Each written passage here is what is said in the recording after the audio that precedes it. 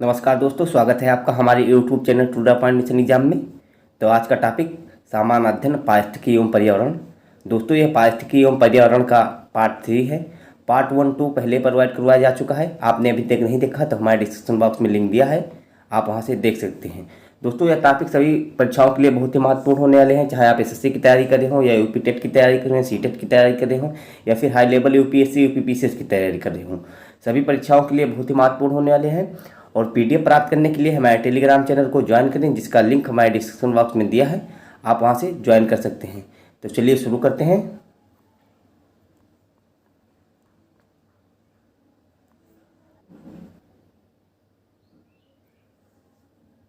प्रकाश संश्लेषण की क्रिया में पर्णहरित की भूमिका है। जल अवशोषित करने में, प्रकाश ऊर्जा को अवशोषित करने में, CO2 को अवशोषित करने में कोई नहीं। तो प्रकाश संश्लेषण की क्रिया में पर्णहरित की भूमिका है। सही जवाब बी विकल्प। प्रकाश ऊर्जा को अवशोषित करने में। अगला प्रश्न, प्रकाश संश्लेषण की क्रिया के दौरान निम्नलिखित में से किस गैस का अवशोषण होता है? N2 का, CO2 का, O2 का, जल वाष्प का। प्रकाश संश्लेषण की क्रिया के दौरान निम्नलिखित में से किस गैस का अवशोषण होता है? सही जवाब बी विकल्प, CO2 का, कार्बन डाइऑक्साइड का। अगला प्रश्न, प्रकाश संश्लेषण की क्रिया के दौरान सबसे पहले किस यौगिक का निर्माण होता है? फास्फोग्लिसरिक अम्ल का, स्टार्च का, फास्फोग्लिसरीन अम्ल का, डाइफोग्लिसरिक अम्ल का। तो प्रकाश संश्लेषण की क्रिया के दौरान सबसे पहले किस यौगिक का निर्माण होता है? सही जवाब सी विकल्प, फास्फोग्लिसरिक अम्ल का। अगला प्रश्न, किसी एक भौगोलिक क्षेत्र के सभी पारिस्थितिक तंत्र को वैध रूप में क्या कहते हैं? जीवमंडल, प्रादेशिक क्षेत्र, बायोम, समुदाय। तो किसी एक भौगोलिक क्षेत्र के सभी पारिस्थितिक तंत्र को वृहद रूप में क्या कहते हैं? सही जवाब ए विकल्प, जीवमंडल। अगला प्रश्न, लोटिक पारिस्थितिक तंत्र का निम्नलिखित में से कौन सा उदाहरण नहीं है? पोंड, एस्चुरी, धारा, लेंगून। तो लोटिक पारिस्थितिक तंत्र का निम्नलिखित में से कौन सा उदाहरण नहीं है? सही जवाब ए विकल्प, पोंड। अगला प्रश्न, निम्नलिखित में से कौन सा एक दिशा में प्रवाहित होने वाला पारिस्थितिक तंत्र है? प्रकाश, ऊर्जा, जल, जैवभार। तो निम्नलिखित में से कौन सा एक दिशा में प्रवाहित होने वाला पारिस्थितिक तंत्र है? सही जवाब बी विकल्प, ऊर्जा। अगला प्रश्न, परतंत्र में खाद्य श्रृंखलाओं के संदर्भ में निम्नलिखित में से किस प्रकार के जीव अपघटक जीव कहलाते हैं? विषाणु, कवक, जीवाणु। नीचे दिए गए कूट का प्रयोग करके सही उत्तर चुनिए। केवल एक, केवल दो और तीन, केवल एक और तीन, एक, दो, तीन। तो परतंत्र में खाद्य श्रृंखलाओं के संदर्भ में निम्नलिखित में से किस प्रकार के जीव अपघटन जीव कहलाते हैं? तो सही जवाब सी विकल्प,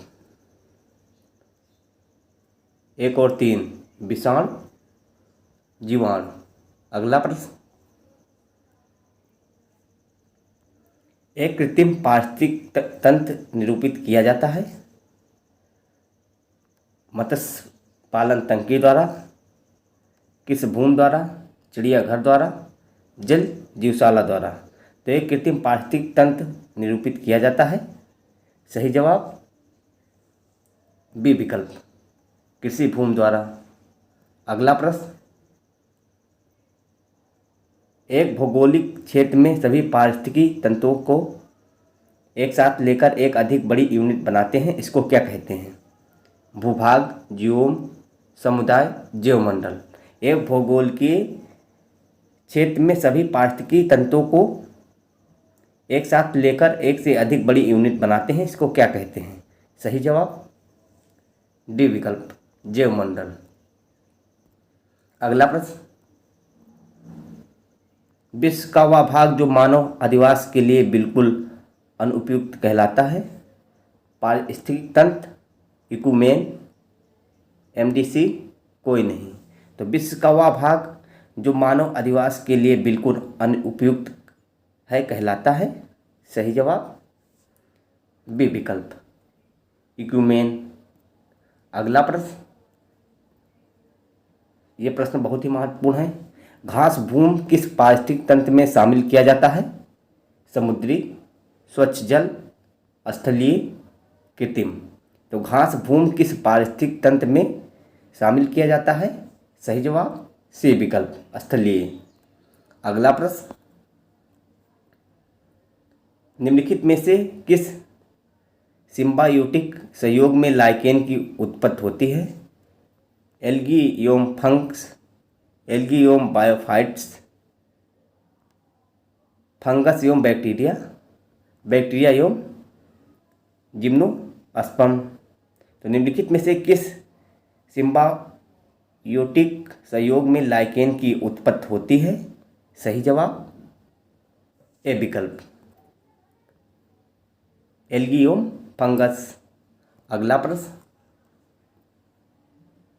निम्नलिखित पारिस्थितिक तंत्र में किस पारिस्थितिक तंत्र का एकल प्राथमिक उत्पादकता सर्वाधिक होती है? मैंगोर, वर्षावन, घास भूमि, पर्वतभित्ति।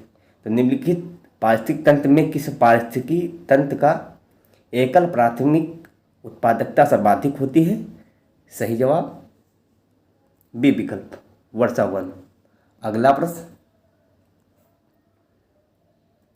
निम्नलिखित में से किसे अवशिष्टों के अपघटन करने के कारण उसे प्राकृतिक संरक्षक कहा जाता है?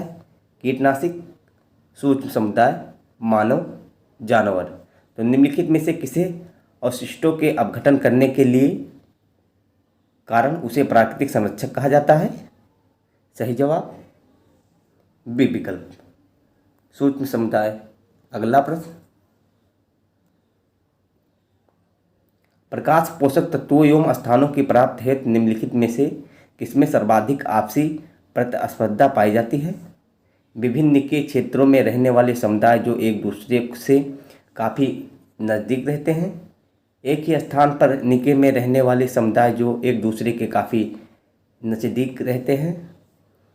एक ही आवास क्षेत्र में दूर दूर रहने वाले जैविक समुदायों में।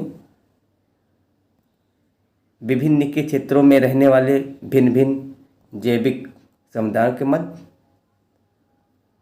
तो प्रकाश पोषण तत्वों एवं स्थानों की प्राप्ति हेतु निम्नलिखित में से किसमें सर्वाधिक आपसी प्रतिस्पर्धा पाई जाती है? तो सही जवाब बी विकल्प, एक ही स्थान पर निके में रहने वाले समुदाय जो एक दूसरे से काफ़ी नज़दीक रहते हैं। अगला प्रश्न,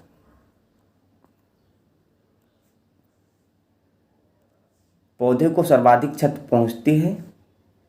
आधी पत्तियों की क्षति से, सभी पत्तियों की क्षति से, आधी शाखाओं की क्षति से, तनों की क्षति से।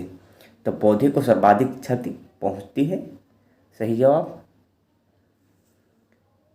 बी विकल्प, सभी पत्तियों की क्षति से। अगला प्रश्न, समुद्री पारतंत्र के किस वर्ग में जैव निम्नीकरण का कार्य सर्वाधिक होता है?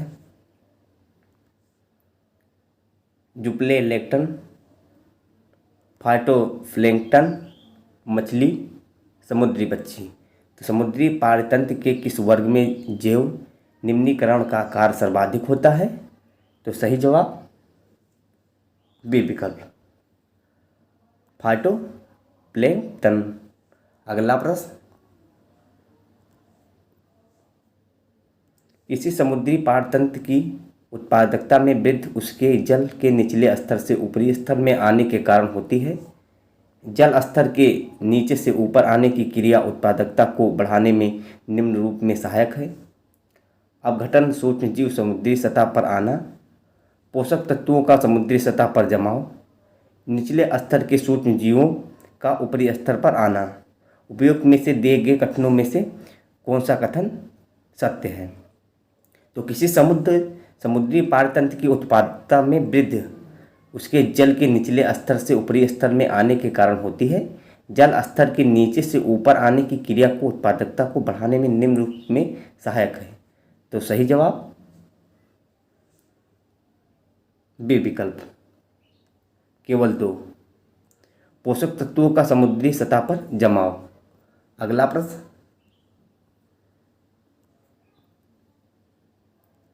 हमारे पर्यावरण के अजैविक तत्व हैं पौधे, जानवर, ए और बी दोनों, वायु।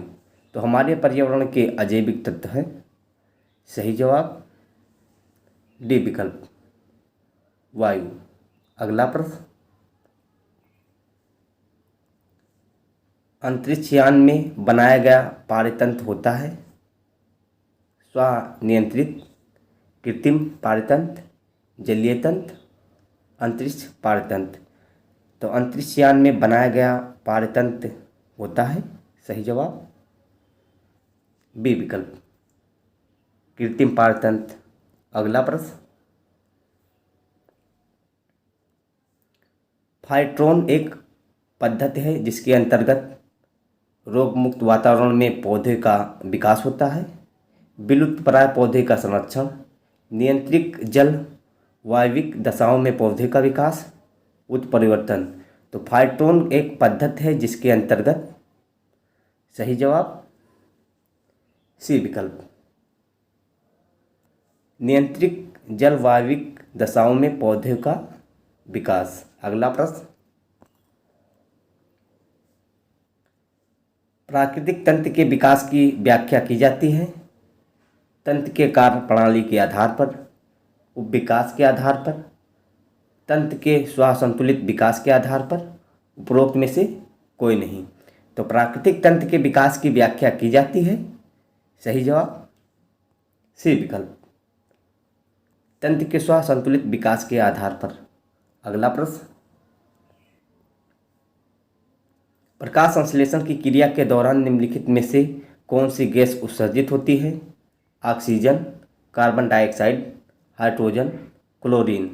तो प्रकाश संश्लेषण की क्रिया के दौरान निम्नलिखित में से कौन सी गैस उत्सर्जित होती है? सही जवाब ए विकल्प, ऑक्सीजन। अगला प्रश्न, ये प्रश्न बहुत ही महत्वपूर्ण है। निम्नलिखित में से कौन सा पारतंत्र प्राकृतिक है? गेहूं का खेत, आम के बाग, घास का स्थल, एक्वेरियम। तो निम्नलिखित में से कौन सा पारतंत्र प्राकृतिक है? सही जवाब सी विकल्प, घास का स्थल। अगला प्रश्न, दो जीव सबसे अच्छे मित्र हैं और साथ साथ रहते हैं, इनमें से एक आवास, जल तथा पोषक तत्व प्रदान करता है जबकि दूसरा भोजन बनाता है एवं प्रदान करता है। जीवों के इस प्रकार के संबंध को कहते हैं स्वपोषण, परजीविता, विषम पोषण, सहजीवन। तो दो जीव आप सबसे अच्छे मित्र हैं और साथ में रहते हैं, इनमें से एक आवास, जल तथा पोषक तत्व प्रदान करता है जबकि दूसरा भोजन बनाता है एवं प्रदान करता है। जीव के इस प्रकार के संबंध को कहते हैं, सही जवाब डी विकल्प, सहजीवन। अगला प्रश्न, वह स्थान जहाँ छोटे जंतु जैसे दीमक, मक्खी, केंचुए आदि उनके स्वभाव के अनुसार पाले जाते हैं उसे कहते हैं जल जीवनशाला, संग्रहालय, टेरेरियम। 1, वह स्थान जहाँ छोटे जंतु जैसे दीमक, मक्खी, केंचुए आदि उनके स्वभाव के अनुसार पाले जाते हैं उन्हें कहते हैं, सही जवाब सी विकल्प, टेरेरियम। अगला प्रश्न, पारतंत्र का गतिक हृदय कहलाता है उत्पादक व ऊर्जा, उपभोक्ता व खनिज चक्र, उत्पादक व खनिज चक्र, ऊर्जा प्रवाह व खनिज चक्र। तो पारतंत्र का गतिक हृदय कहलाता है, सही जवाब डी विकल्प ऊर्जा प्रवाह व खनिज चक्र। अगला प्रश्न, महाद्वीपों के अंतरस्थों का वार्षिक ताप प्रेशर तटीय क्षेत्रों की अपेक्षा अधिक होता है। इसके कारण है भूमि और जल के बीच तापीय अंतर, महाद्वीपों और महासागरों के बीच तुंगकता में अंतर, अंतरस्थों में तेज पवनों की विद्यमानता, तटों की अपेक्षा अंतरस्थों में होने वाली भारी वर्षा। तो नीचे दिए गए कूट का प्रयोग करके सही उत्तर चुनिए। तो महाद्वीपों के अंतरस्थों का वार्षिक ताप प्रेशर तटीय क्षेत्रों की अपेक्षा अधिक होता है। इसका क्या कारण है? सही जवाब ए विकल्प, केवल एक, भूमि और जल के बीच तापीय अंतर। अगला प्रश्न, चरम समुदाय वाले पूर्ण पारिस्थितिक तंत्र की जातियों में विविधता अधिक होने के कारण प्राकृतिक पारिस्थितिक तंत्र में स्थिरता होती है। होम्योस्टैटिक क्रियाविधि में वृद्धि, होम्योस्टैटिक क्रियाविधि में कमी, होम्योस्टैटिक क्रियाविधि में उदासीनता, उपरोक्त में से सभी। तो चरम समुदाय वाले पूर्ण पारिस्थितिक तंत्र की जातियों में विविधता अधिक होने के कारण प्राकृतिक पारिस्थितिक तंत्र में स्थिरता होती है। सही जवाब ए विकल्प, होम्योस्टैटिक क्रियाविधि में वृद्धि। अगला प्रश्न, यह प्रश्न बहुत ही महत्वपूर्ण है। एक तालाब पारतंत्र में बड़ी मछलियाँ, कछुए, मेढक होते हैं। उत्पादक, अपघटक, प्रथम श्रेणी के उपभोक्ता, द्वितीय श्रेणी के उपभोक्ता। तो एक तालाब में पारतंत्र में बड़ी मछलियाँ, केचुए, मेढक होते हैं। सही जवाब डी विकल्प, द्वितीय श्रेणी के उपभोक्ता। अगला प्रश्न, जीवाणु एक्टिनोमाइसीज व कवक को कहते हैं। पक्षपोषी उपभोक्ता, अपघटक, प्राथमिक उपभोक्ता। तो जीवाणु एक्टिनोमाइसीज व कवक को कहते हैं। सही जवाब डी विकल्प, प्राथमिक उपभोक्ता। अगला प्रश्न, जीवों के विकास में के संदर्भ में निम्नलिखित में से कौन सा अनुक्रम सही है? ऑक्टोपस, डॉल्फिन, शार्क, पेंगोलियन, कच्छप, बाज, सालामेंडर, अजगर, कंगारू, मेढक, केकड़ा, झींगा। तो जीवों के विकास के संदर्भ में निम्नलिखित में से कौन सा अनुक्रम सही है? सही जवाब सी विकल्प, सालामेंडर, अजगर, कंगारू। अगला प्रश्न, पारतंत्र उत्पादकता के संदर्भ में समुद्री उत्प्रवाह के क्षेत्र इसलिए महत्वपूर्ण है क्योंकि निम्नलिखित माध्यमों में से समुद्री उत्पादकता बढ़ाते हैं। अपघटक सूक्ष्म जीवों को सतह पर लाकर, पोषकों को सतह पर लाकर, अधा स्थलीय जीवों को सतह पर लाकर। तो उपयुक्त में से कौन सा कथन सही है? तो सही जवाब बी विकल्प, केवल दो, पोषकों को सतह पर लाकर। अगला प्रश्न, यह प्रश्न बहुत ही महत्वपूर्ण है। अपघटक किस पोषण स्तर के जीव हैं? पोषण स्तर 1, पोषण स्तर 2, पोषण स्तर 3, पोषण स्तर 4। तो अपघटक किस पोषण स्तर के जीव हैं? सही जवाब डी विकल्प, पोषण स्तर 4 की। अगला प्रश्न, पशुओं की त्वचा पर विविध पैटर्न डिजाइन उनके शरीर, पशुओं की त्वचा पर विविध पैटर्न उनके शरीर की शक्ति में इंगित करते हैं। परावर्तित प्रकाश के कारण होते हैं, उनकी त्वचा पर बालों के कारण होते हैं, उस जलायु के कारण होते हैं जिनमें वे रहते हैं। तो पशुओं की त्वचा पर विविध पैटर्न डिजाइन होते हैं। सही जवाब डी विकल्प,